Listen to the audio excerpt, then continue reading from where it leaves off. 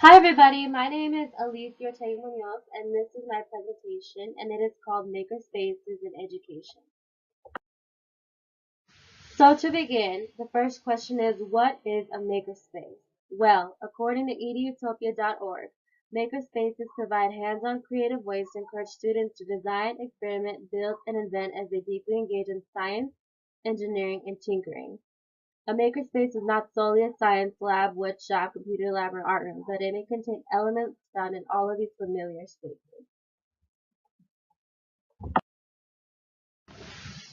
By now you may be wondering what even are the benefits of makerspaces. Well, makerspaces are learner-centered opportunities. They offer authentic learning experiences connected to the real world. They help to prepare students for the future and they can function as catalysts for change. Now that we have covered the basics and the benefits of makerspaces, the next question we'll be moving on to is, how can my learners use makerspaces? My learners can use makerspaces in any way, shape, or form. I believe that aside from the obvious hands-on activities, I will be sure to implement makerspaces into almost every lesson I'm able to do, so that when they are doing these activities, they will more than likely remember the material. If you were to ask me what does a makerspace look like in your future workplace, I would say a makerspace looks bright, wondrous, and filled with creativity. Ideally, it would be an art museum because of the many intricate and interesting pieces on display that could spark inspiration for one of my learners. Every month, there is usually a new theme or show that I could take them through to switch up the way the students observe and learn. The last question is, what impact might have a makerspace have on learners' processes and or final products? In my own personal opinion, I believe that the makerspaces have a positive impact on the learner's process and final product in a huge way. Because makerspaces are a new way of learning, it's exciting and will more than likely be memorable for students. Not only that, it sparks their creativity, deep thinking, and social skills, which all have positive impacts within themselves. More than likely, most students will leave with a new skill set that could help them later on in the future. We are now at the video portion of the presentation. The video below depicts the makerspace movement and how it is changing education. We are now at the end of the presentation. Thank you so much for watching and I hope you enjoyed viewing my presentation as much as I like to make it. Thank you.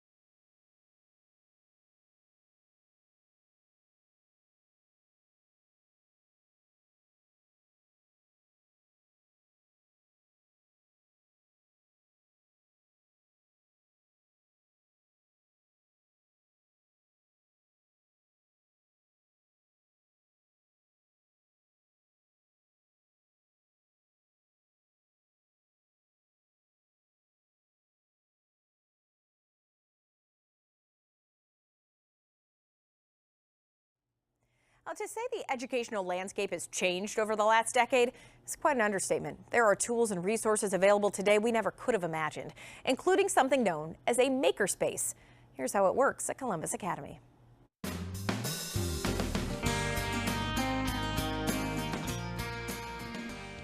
The term is Makerspace, a creative DIY space where people can create, invent, and learn. At Columbus Academy, it's about asking the question, what if, then discovering the answer. Being able to not have an end point, I think, is going to really spark their intellectual curiosity to say, how does this work? Why does it work? Or what else could we do? It's going to keep them going. The Makerspace movement at Academy takes place here, a room with open tables surrounded by resources. Science teacher Todd Martin says kids can use everything from old school Legos to new school 3D printers to turn their ideas into reality. Some come in with an exact idea that I need to come and print a part for my robot.